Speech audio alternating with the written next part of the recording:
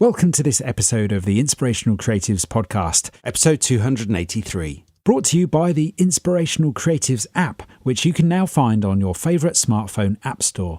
To celebrate 5 years of this podcast, you can download the Inspirational Creatives app to access all of my content, every single episode since this podcast began in 2014, and for free.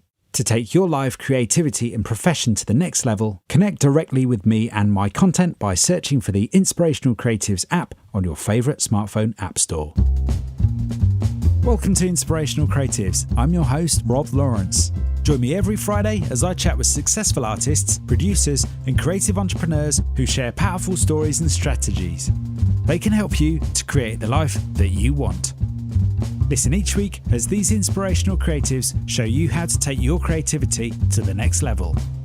You'll learn how to create a sustainable business that inspires others and gives you the financial freedom and lifestyle that you want. Thanks for listening. Make sure you sign up at inspirationalcreatives.com to get free exclusive bonus material. And now, on with the show. Rob here, and welcome to this episode of Inspirational Creatives and part 2 of my chat with Aaron Nace. In part 1, published last week, episode 281, we met Aaron Nace, founder of Phlearn. Phlearn is an organisation that is dedicated to improving the talents of those interested in using products such as Photoshop to create exciting forms of visual art. In part 1 of my chat with Aaron, he shared some of his own journey as well as how his mental and physical health affect his creativity.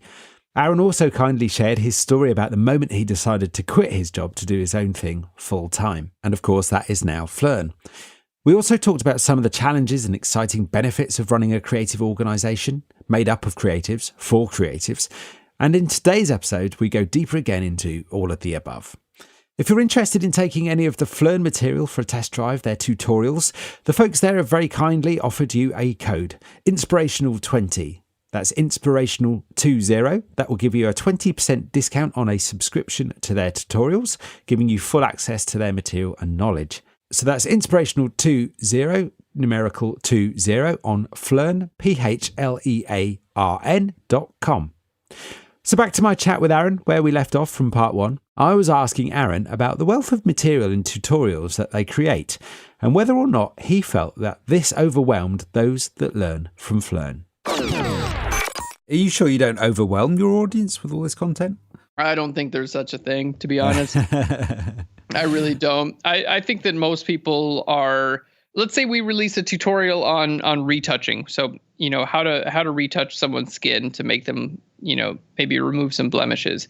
There are going to be some people who are interested in that, and there are going to be some people who are not interested in that. Yeah. Next week, we'll release a tutorial on enhancing landscape photos. We got a totally separate group of people who's interested in that. So there's no way to hit everyone every single time. And the deal is release as much possible content as you can so you get as many hits as you possibly can. But I would say maybe there are times when some people are watching just about everything we put out. But I think for the most part, people are interested in what they're interested in. And you do your best to continue to produce good content and see what everyone responds to. So I don't really worry about overwhelming content. In fact, if I could snap my fingers and we could produce 10 times as much content starting today, I would do it. Yeah, got it. With the all the advanced statistics that you get these days, you must see some trends. What's the more popular stuff? People are interested in everyday things. Like, what can I do to just make everyday photos better? The hyper-specific stuff I really enjoy and can be very helpful, especially for individuals who need, like, for instance, frequency separation retouching, which is a fantastic retouching technique. We have a tutorial on it on Phlearn.com. That sort of thing is wonderful to a specific given audience, but you have more general, broad tutorials like how to master sharpening in a photo. And that's something that can improve any photograph you take. Learning how to do advanced sharpening in Photoshop really can improve any photo. I firmly believe that. So when we find these techniques that are kind of, hey, this can be applied on to anything that you do, it's a relatively what looks like maybe a possibly simple technique, but we're going to go and show you at a high level the best way you can possibly do this from a professional standpoint. Those tend to resonate really well. Yeah, that's really interesting. And it's interesting what I heard there is actually some of the more specific techniques that have a broad interest, they seem to be the more popular ones. Yeah, and then you have, certain hits that you never really know.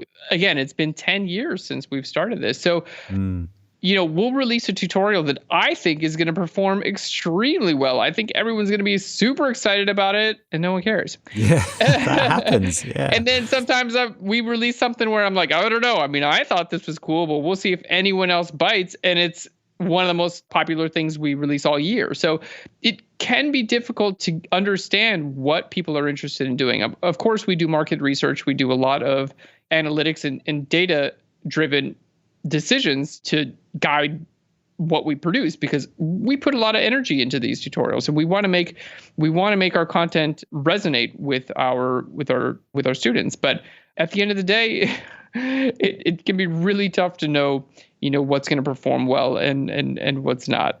Yeah, no one really knows unless you try. And I guess that's the great thing about putting out so much content, or the amount of content that you do, is you're hopefully going to get some insights as you go along. Well, you clearly have. Exactly. Yeah. And at the end of the day, it's just keep it going. Like that's one thing that I learned very early on as a photographer. I started a 365-day self-portrait project that I released on Flickr.com. This is my very early start into photography.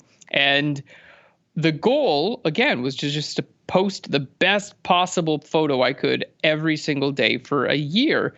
And from that year, we got a lot of great images. We got a lot of images that are totally okay. And then some of the, it's like, oh, yeah, I remember that day. You know what I mean?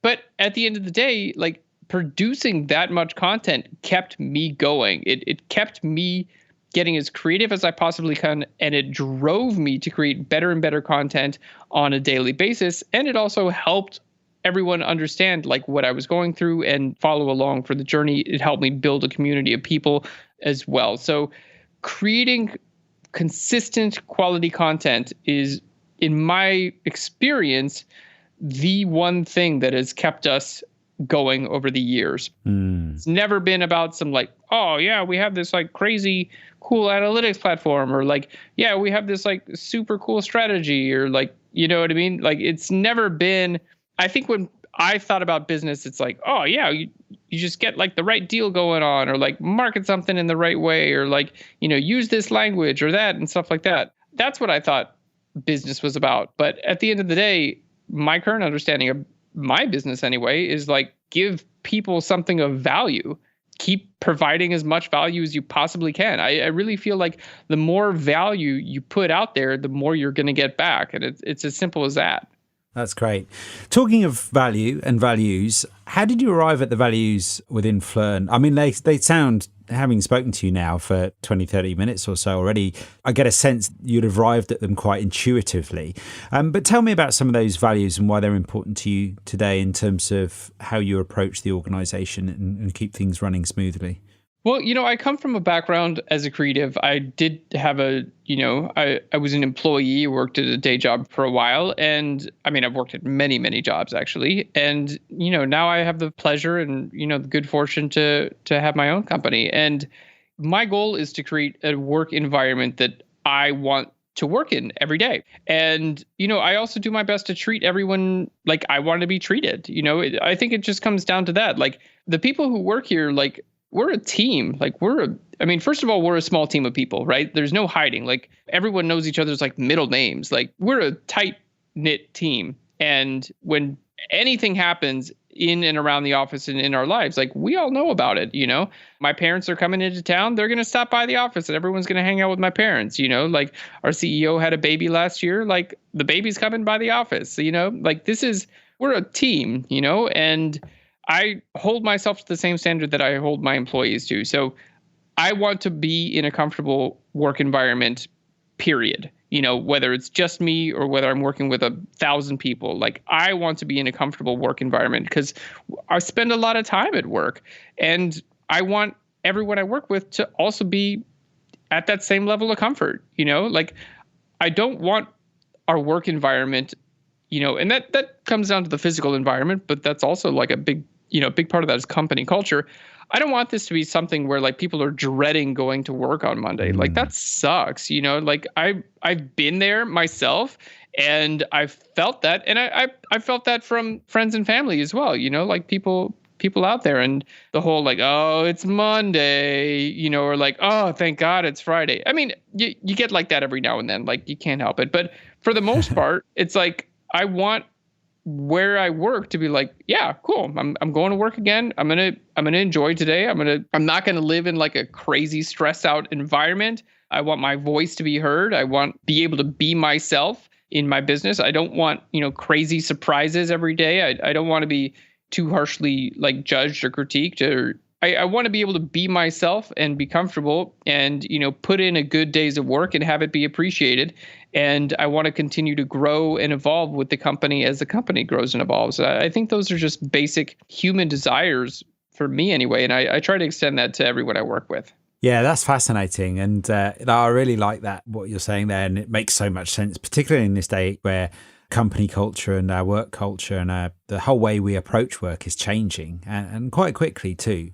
It's more about fitting around people's preferences, their own natural attitudes and approaches, as well as lifestyle, I suppose. Yeah, I think the old model of like, hey, you work for this giant company and you put your many years in and you get your pension and you retire, that seems to be going away, I think, for a few reasons. One is I think large companies don't really care about their employees for the most part. I mean, there are a few companies I feel like that are doing a good job, but for the most part, you hear about mass layoffs and, like the coming and going of employees. Like, it's hard to care about your business or your company or your job if you feel like they don't care about you. And at the end of the day, like that's just humanity. So we are a small company. We are a very tight-knit community. And, there's no hiding the fact that everyone is an individual here. And we're also a creative company. So being creative and getting creative work done requires good mental health. Yeah. The idea of like a tortured artist, or, like I'm not on board with that idea. Like every time I've been depressed personally, I didn't want to make any art. The times in my life when I made the best art, where I was the most creative, was when I was feeling the best and when I was like in a good mental state. And I want to make sure to do the best that I possibly can to provide that for the people I work with. So obviously a lot of stuff happens in life. There are things outside of the office that we can't control, and a lot of stuff inside the office that maybe doesn't go the exact way that everyone wants. But at the end of the day, I hope and I would like to feel that everyone who works here, knows that they are taken care of. Like that we do care for them. I hope that is the underlying core of what they feel. Maybe they had a rough day or a rough week, or they didn't feel like their voice was heard, or maybe just like something happened at work that was like this big project got sprung on them last minute and that was stressful. But like at the end of the day, like the core of it all, I want them to be like, you know what, this company cares about me as a person, and everyone from the top down, like that's important. So, that sort of thing will outlast any temporary feelings of frustration. Yeah, that's really good to hear. And it's fascinating to me how a founder of a small company is thinking about these things. What is it that excites you and motivates you and inspires you about getting up for your work every day? I'm on camera a lot, right? So like my job for the most part is I make tutorials, right? So I talk into the camera and I teach Photoshop, which is so much fun. Being on camera requires a really good deal of like mental and physical energy, because it's a performance, one, right? Like it's like giving a speech to a group of people. Like, I don't know if anyone's ever done that, but afterwards you can be exhausted, right? It's like, ooh, that took a lot of energy, because you have to choose your words carefully. At the end of the day, like if I start a Photoshop tutorial and I'm like, hey guys, we're just going to learn some Photoshop today. It's going to be fine. You're going to watch this video and you're going to learn Photoshop. Like, no, I don't want to watch that. Like, you know what I mean? Like, that's not interesting. Like, I don't want to do that. The flip side, it's like, hey guys, welcome to Photoshop. This is going to be so much fun. We're going to learn how to do this today. It's super easy. You can totally do it. All right, let's go ahead and get started. To me, I'm like, yeah, I want to learn with that. Like that's the energy that I get excited about. I want to be there for it. So I do my best to cultivate that energy in myself, just in life in general. That everything that I can possibly do in my life to cultivate that energy, that is like my number one priority. We spoke about this earlier, but exercise is a big part of it because, again, like life is stressful. I mean, I don't want to actually say that because not everyone, but stresses happen, right? Like, especially some days everything goes right. And then some days it seems like everything goes wrong. Exercise for me is a way to work through my stress. So yesterday, for instance, some things came up and I was like, ah, man, like I'm feeling it today. Like I'm just like I'm not so into it, you know? That comes across really clearly as well. I can hear the energy in your voice and that contrast as well. I completely felt it there as you described that. Yeah, that's actually really inspiring. You're at the cutting edge there of online education, and it's obviously changing the way we live today and the way we can educate ourselves, and it's creating new opportunities everywhere. Why do you believe what it is that you do is so important in the world today, and where do you see the opportunities in the next few years? My primary goal is to inspire and help people do what they want to do with their life. I work in a creative field. You know, we're teaching photography and Photoshop, post-production, things like that. But at the end of the day, you know, it's a reflection of my personal journey. You know, I went from working from a day job, which was a great company, but again, like I felt like I needed to go out and do this on my own, and learning to kind of like break free and pursue what was my passion as a career has formed who I am as an individual. And I get to wake up every day and do what I love doing, like for real. And I want that for every one of our students at whatever level they're at. For me, just being able to like bring more like energy and power and education and strength to our students, that is a driving force unto itself. You know, like I believe that education is the key to being able to do what you want to do in your life. And we live in a very exciting time where anyone can be educated on the internet all around the world for free or for a very low price. And I'm super happy to be a part of that. I love that. And actually, that's quite an inspiring thought, really, that really anybody with reasonable internet access is able to access free online education, which is just really exciting, really exciting. Yeah, we get stories all the time from, you know, people who are like, I'm from, you know, a place with limited resources. I'm a creative person, but I never was able to afford an education. And after watching your free tutorials on YouTube, like I'm starting to make a living as a photographer or as a retoucher or a graphic designer. And that is like, yes, like that is why we're doing this, you know, because whatever resource, like if you come from an abundance of resources or a lack of resources, like, yeah, if you've got an internet connection and you live in a country where you have free access to information, then I do believe that that education is out there, and learning new skills is a fantastic place to start taking control of your life and pursuing your dreams and really just taking hold of your position in life and making with it whatever you will. Yeah. With that in mind, and as somebody who has founded a creative business, what would your one piece of advice be? What would be your best piece of business advice to somebody that's thinking about going out on their own as you did to start their own creative endeavor? I would say focus on good content and don't give up. Things can get hard. You know, it really is about persistence. And when it looks like everything is going to go under, when things aren't looking, you know, when the dark times arrive, you know, just keep going. It's time to double down. It's time to face those things, those dark times, and just push forward. It's going to happen.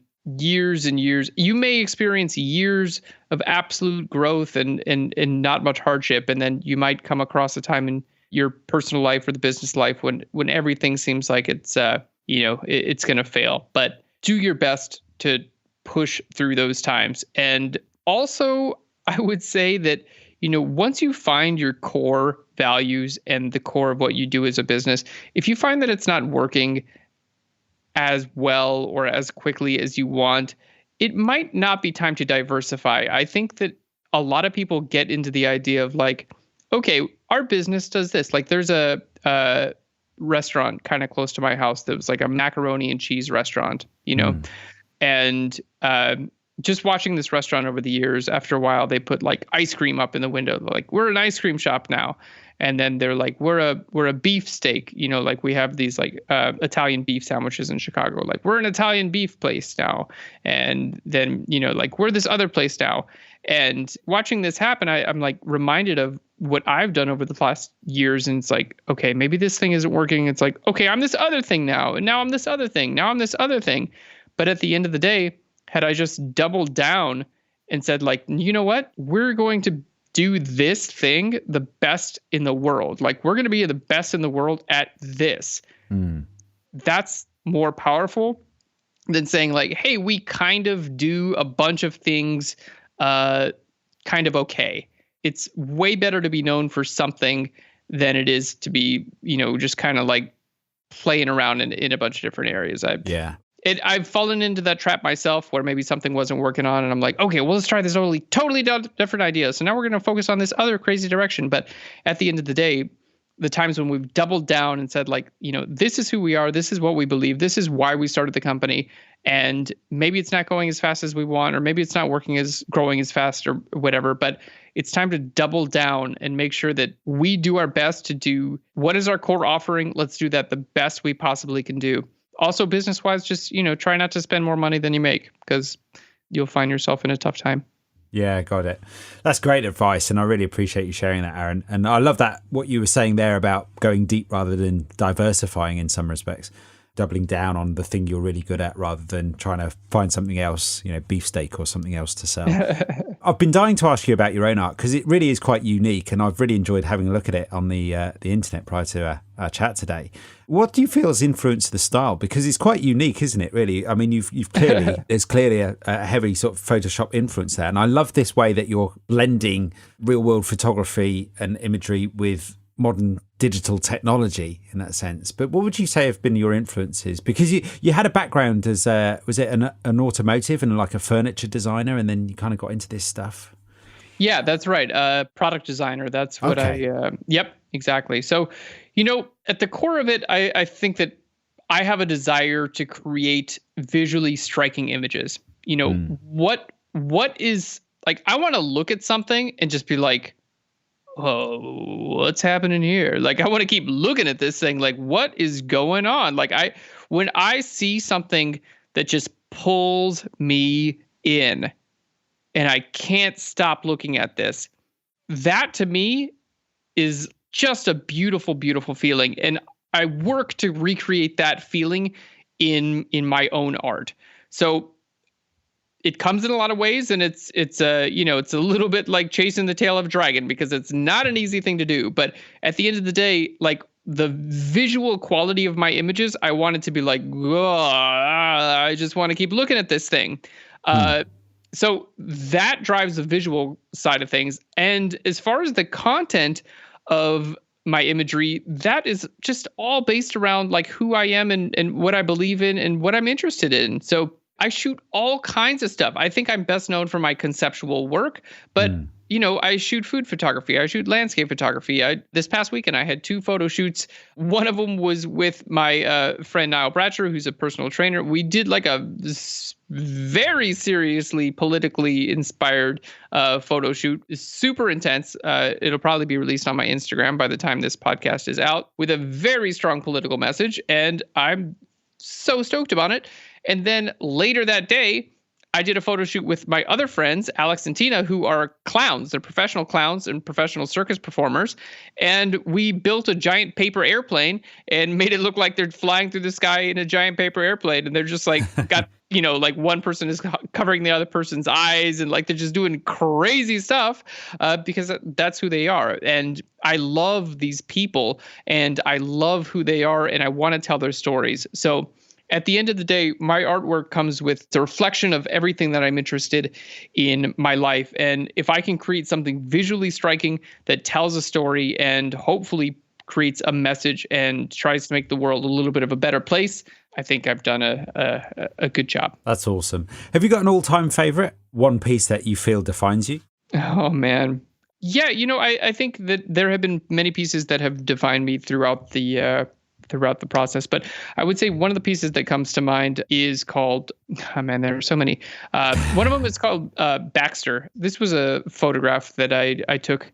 It's a composite photo. You can find it on my website, by the way. It's aaronnace.com, Aaron, N as in Nancy, ACE.com.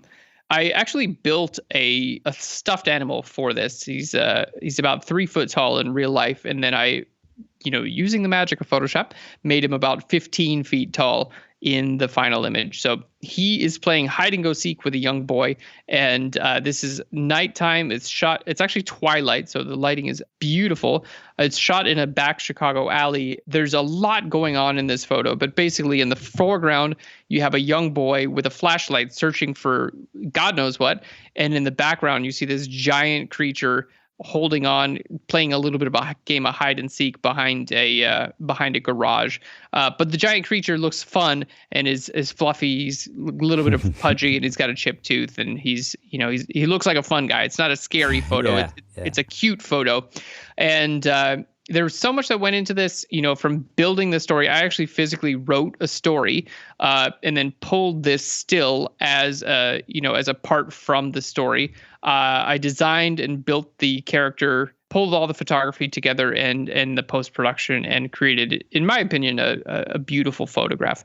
And this was just a great example of the work that I enjoy creating. And it combines so many areas of interest in my personal life, and it checks all those boxes. It's an image that I love looking at.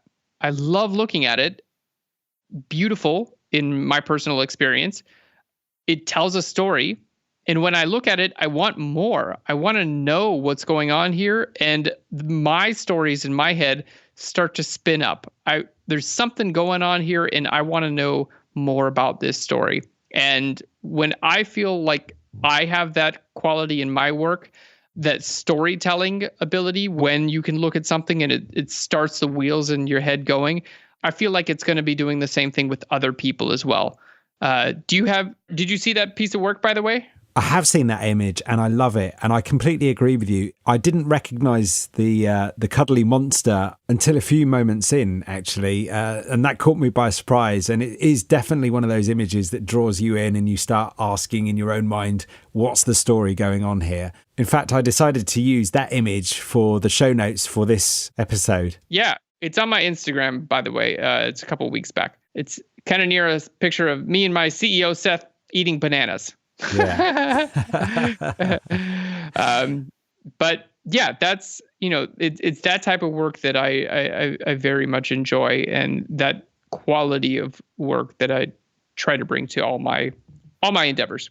That's awesome. Yeah, I love it. And thank you for asking what is sometimes an awkward question to ask an artist in that sense, which is like, what's your favorite piece about you? It's been a wonderful chat and I'm just conscious of the time. And I'd love to ask you just a few quick closing questions, if I may, before we wrap up. Sure thing. What's inspired you in the last week? I just mentioned that I was shooting with my friend Niall Bratcher. He's an African-American who grew up in the south side of Chicago, and he and I have been close for years. He's gone through quite a bit living in the city, and from a perspective that I can only, from an outside perspective, try to understand. And I was inspired to bring his voice to the forefront. So we did a photo shoot together, and I don't want to spill the beans because I'll just release the photo soon and everyone can see, kind of the images. But I think we created some very powerful images, and I'm honored to be able to help him tell his story. Constantly inspired by, family, friends, and try to keep that going. Whatever's going on in my life, hopefully I can be there with a camera to pay it homage. Great stuff. And where can we find those images, Aaron? They're going to be on my Instagram. That's AK-N as in Nancy, ACER. That's the best place to get a hold of me. You can find my stories on there too, where I'm always posting fun stuff about my life. And then also on my personal website, aaronnace.com. That's AARON, N as in Nancy, ACE.com. That's awesome. And with regards to Phlearn, just going back to that, and what would you say you're most proud of? Oh man. I'm most proud of the fact that I come to work every day and I really like it. I like what we've built here. I like the culture, and the energy of this company is something that I'm truly proud of. I value everyone we work with. Coming into this office every day is an absolute joy. And I